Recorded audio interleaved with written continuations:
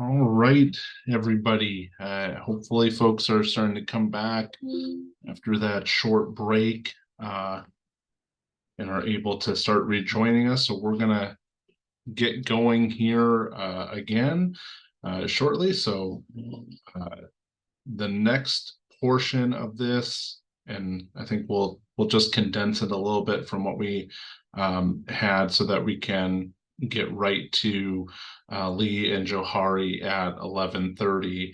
But MWBDC staff are just going to add on a little bit to some of the things that Naomi touched on, of just some real basic things to be aware of as you're considering pursuing some of these federal grants. Again, want folks to know that there are additional resources out there, like the Region 5 Tic Tac and other things on the websites. But just starting to familiarize yourself, I guess, with what is out there in terms of steps you need to take to be able to access some of this federal funding as well.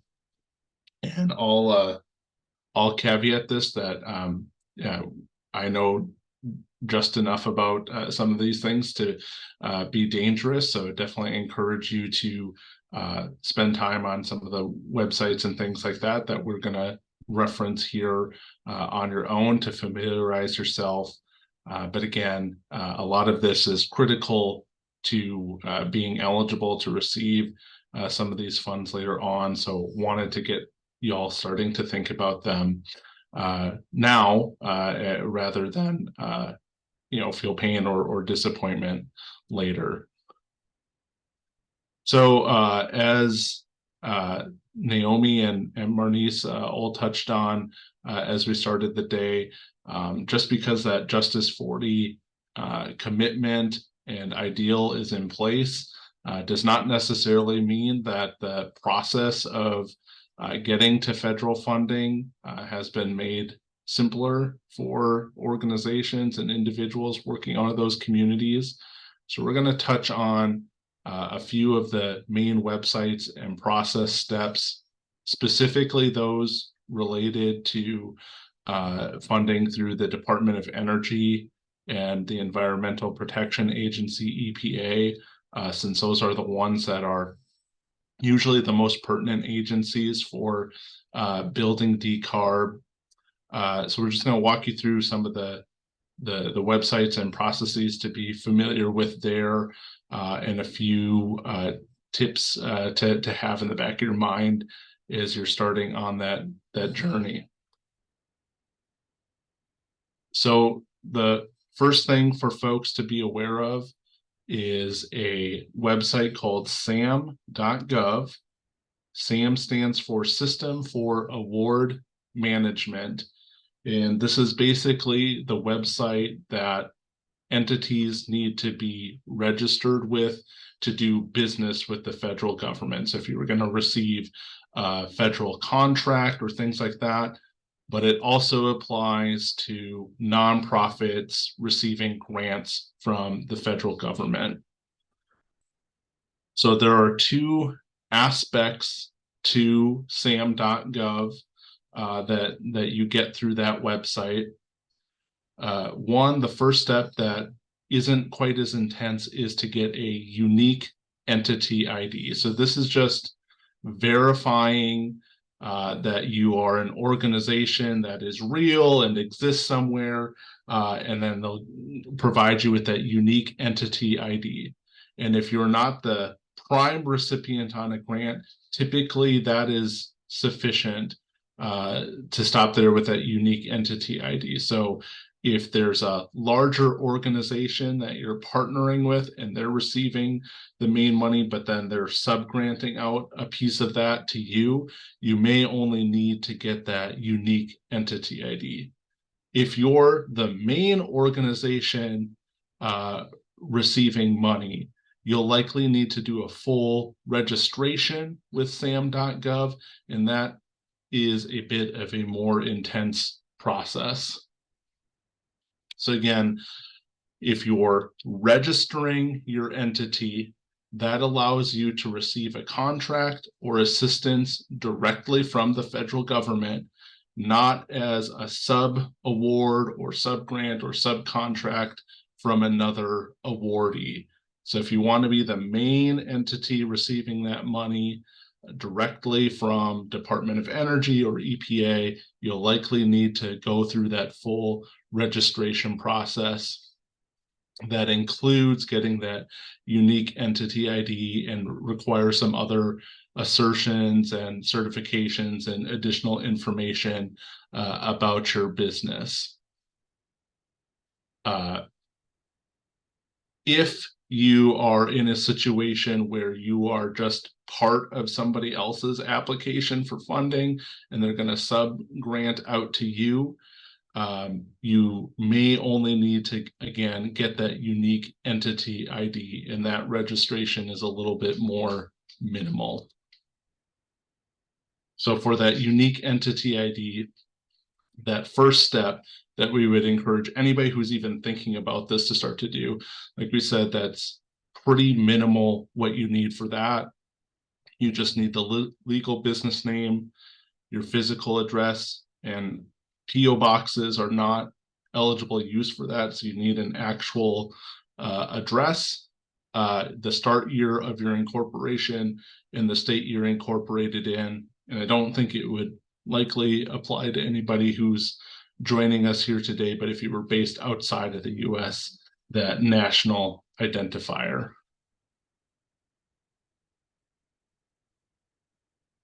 And I'm just going to quick show, this is a video that is available on the sam.gov website and should be linked in that resource document that we'll be sharing after the training, but talks a little bit about how to go about getting that unique entity ID in sam.gov.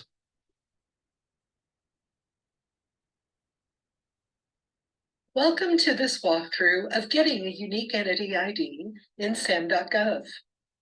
This video will show you how to get your unique entity identifier without completing an entity registration. The unique entity ID is a 12-character alphanumeric value assigned, managed, and owned by the federal government. sam.gov is the system that assigns it. When you request a unique entity ID, your organization's legal business name and address will be validated. Validation is a verification that your organization is what you say it is. sam.gov uses an entity validation service, or EVS, to independently verify the existence and uniqueness of an entity. What's the difference between only getting a unique entity ID and registering your entity? An entity registration allows your organization the opportunity to receive a contract or assistance directly from the federal government, not from another contractor or awardee. You must register your entity in sam.gov when you want to bid on federal contracts as a prime contractor or seek a federal assistance as a prime awardee. Entity registrations include getting the unique entity ID and require assertions, representations and certifications, and other information about your business. Some organizations that do business with the federal government, such as subawardees, do not directly bid on contracts or apply for assistance and may not need to complete an entity registration. There may be other situations where a federal agency directs you to get a unique entity ID or to register in sam.gov. Let's walk you through the steps to request a unique entity ID. Before we begin, make sure that you can officially document your entity's legal business name, physical address, start year or year of incorporation, state of incorporation, and your national identifier if your entity is based outside of the United States. You also need to set up a sam.gov user account. Select Sign In from the upper right corner of the sam.gov homepage and accept the government terms. Login.gov manages usernames and passwords for SAM.gov. If you already have a Login.gov account, you can connect your SAM.gov account to it by signing in here. If you do not have a Login.gov account, select Create an Account and follow the directions. When you sign in from the SAM.gov homepage, you will be navigated to your workspace. On the entity. All right, it sounds like maybe the video is not showing for everybody, so I'm gonna stop sharing here for a second.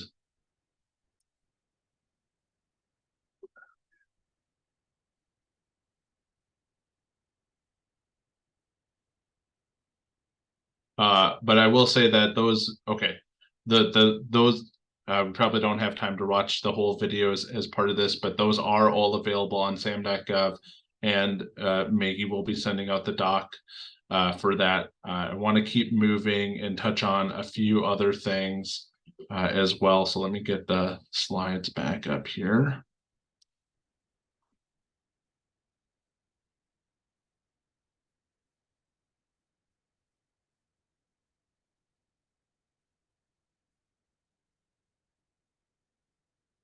Okay. So the first step is at sams.gov, and because none of this can be easy and not super convoluted, there is then a second website that you will need to register with specifically for receiving those grants. So sams.gov covers any contracts or assistance from the government. Grants.gov is specifically for those federal assistance grants that most of you would be looking to apply for in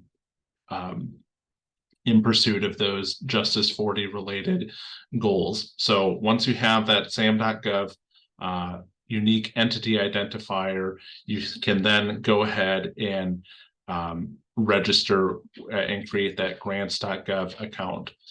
One thing that is very important is to make sure that you're utilizing that same email address for who you are identifying as your point of contact on grants.gov as well. If they're not lined up, that can cause issues for you as you're continuing to pursue that. So making sure that those are all consistent with each other as you go through that process. And we'll quick touch a little bit on how you go ahead and register with grants.gov separately after you have that sam.gov entity identifier.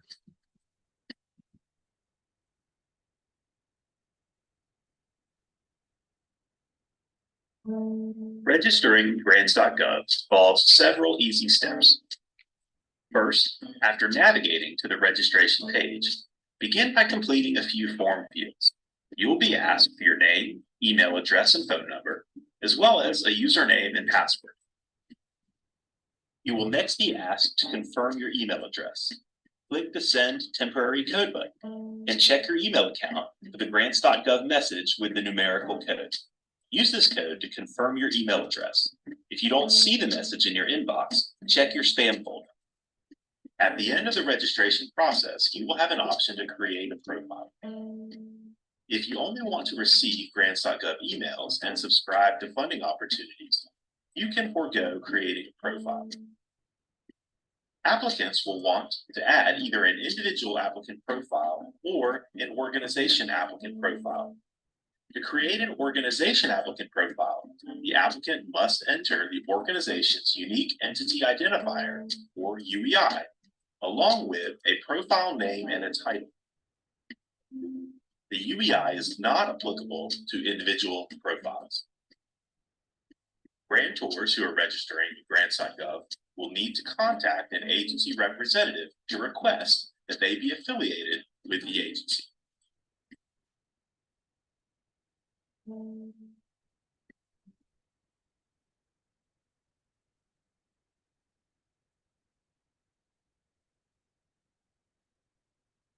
Then the next step with that is that grants.gov is also one of the main websites that you can use to search for grants that are available once you have that account set up.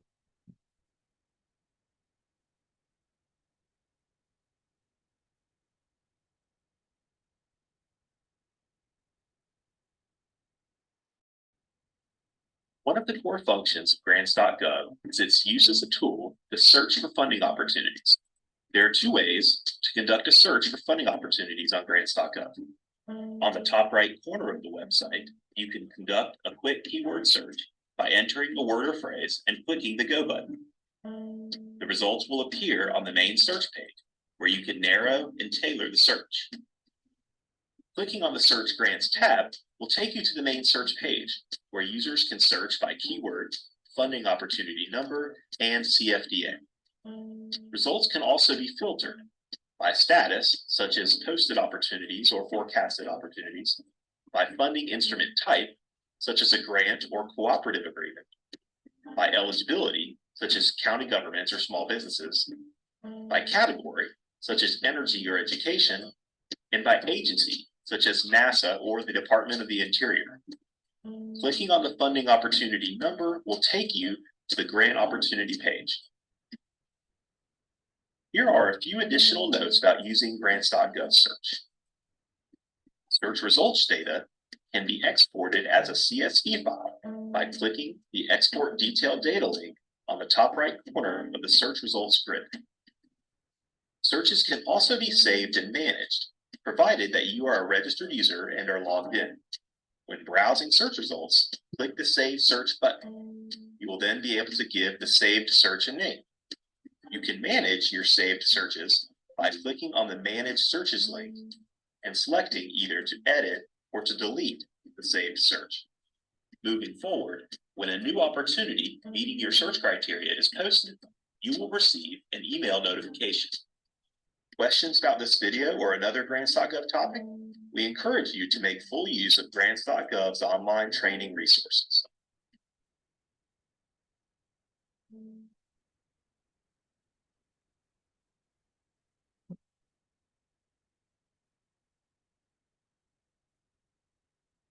All right.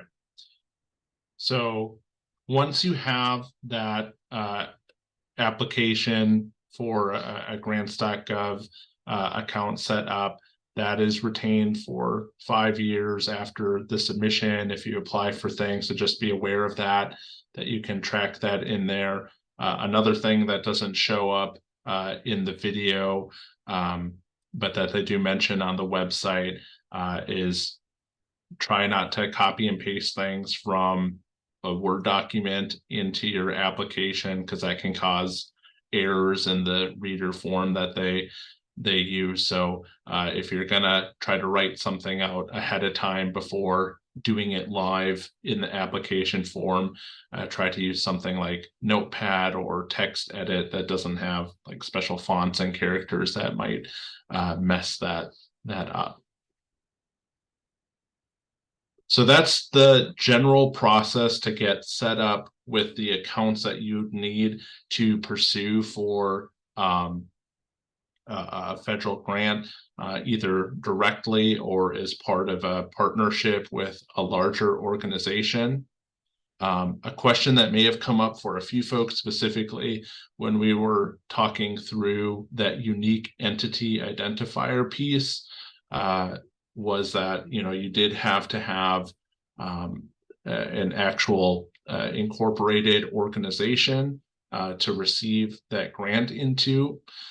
So I did want folks to be aware of some other federal money opportunities. If you're somebody who's like, we don't have an incorporated nonprofit or anything like that yet to receive that there are a few things, particularly Department of Energy likes to do what they call a prize challenge rather than a federal grant. So by categorizing things like their Community Energy Innovation Prize and other things like that as a prize challenge and not as a grant, they kind of bypass that whole grant process. Typically, especially for those American Made Challenge ones that DOE has been doing, a lot of their funding opportunities that are specifically aimed at supporting Justice40, they've done this way because it allows them to do a little bit less of an intense application and registration process that I think they're hoping makes it more accessible for a wider variety of types of groups to apply for. So definitely encourage folks to check out that American Made Challenges website on DOE, even if that first piece of setting up an account to apply for federal grants didn't sound like something that you were set up as an individual or organization to do yet, you may still be able to go ahead and do some of these prize challenges instead. All right. Beyond grants.gov, Department of Energy has their own website to go through for funding opportunities specifically through their agency. So we're just going to quick look at their process to get set up on their website as well, specifically for some of these grants that have to do with clean energy and electrification that you may be looking at pursuing with Department of Energy.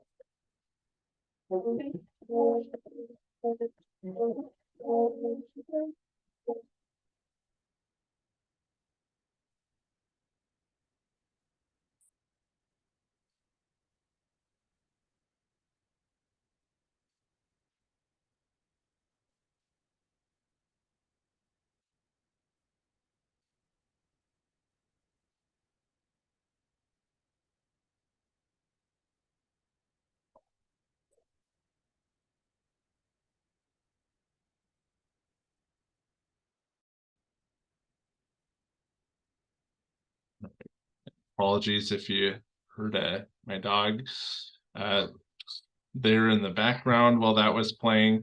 So the main thing to take away from that video is that while you can search for DOE grants on grants.gov and still need to set up that account, Department of Energy has their own website, that EERE Funding Exchange website that you'll need to apply through for those DOE accounts. So making sure that you are registered on that website as well after you get those initial SAM.gov and grants.gov accounts set up.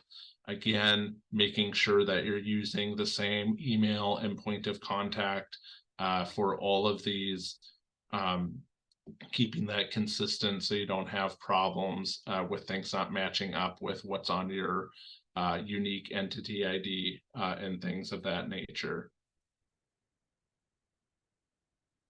And then typically with those EERE grants, that process that you would go through, a lot of times they'll have an initial concept paper stage, which is a shorter, less intense application that they kind of use to screen proposals before that full application stage.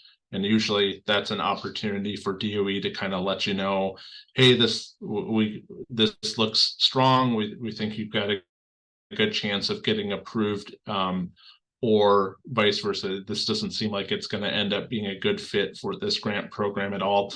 And maybe let you know that it's maybe not going to be a good use of your time and resources to continue to that full application stage. And usually through that full application stage, they may work with you with review comments and things like that. up until they make those final selections. If there's improvements and things like that that can be made to your proposal. And again, this is all on that EERE website that will make sure that you have links to those relevant resource pages on the website. Just want to give a little bit of a high-level overview here this morning. The other website to look at for building decarb-related grants is through the EPA. They have a number of environmental justice and underserved community focused grants that were created through the Inflation Reduction Act that are directly aimed at supporting Justice40 goals as well, that would apply to any electrification or building decarb or clean energy work you were looking to do in your communities. They also have a number of webinars associated with applying for those grants on their website as well. But those, again, will require you to make sure you have that sam.gov and grants.gov account set up ahead of time to go ahead and apply for those. So that's just a high-level overview of what that initial process to even get your foot in the door for applying for some of these federal grants can look like. Just a few general tips and takeaways. As you may have started to gather for yourself as we went through all these different steps and accounts that have to be set up and approved and things like that, that approval for some of these things, especially if you're going for that full registration to be a prime recipient of an award, can take a long time, weeks or even months in some cases, to get all of those registrations in place and approved across all the different federal platforms that you would need to be on. So again, that's why we say start early, even if you don't have a specific grant that you're looking to apply for right now, or the one that you know you'll be interested in pursuing, they haven't opened up for applications yet. Go ahead and start setting up those accounts now so that they're ready when you do that, since it can take so long to get through that process. Most of the time, DOE or EPA will have specific webinars for those grants to walk through what's required for those specific applications. Please go ahead and attend those. That's a great opportunity to ask questions and get answers directly from folks at those agencies that you might have about the specifics of those grants. And usually they are recorded as well. So that's usually the best place to get information about those grants directly from the agencies. Again, I'll reiterate, make sure you're using one email address for everything. Even if you have multiple people working on it, just best practice to make sure that you have one person that's your main point of contact for all of those things, so you don't run into issues with inconsistencies between your accounts and things like that. Again, all of those grant opportunities from the IRA are going to go through grants.gov. So don't except for some of those prize competitions. So just super critical to make sure that you have those accounts set up. And again, I'll call out that Maggie has been putting together, based on this section, grant application toolkit. It's sort of organized by where you think you're at in the process right now. Like, I want to do this. What's the first thing I do? So hopefully that's helpful for folks to navigate all of those different websites, and it will have all of the links to those videos and registration points that we were discussing before. So I'm going to stop there. I know we've got Lee and Johari scheduled to talk here in 5 minutes, but if we had some brief questions just to clarify anything that we talked about, happy to take those here for a little bit. Otherwise, feel free to reach out, and I'll make sure that my email is here in the chat for folks. If there's something that you missed or had follow-up questions on, happy to discuss anything that we had.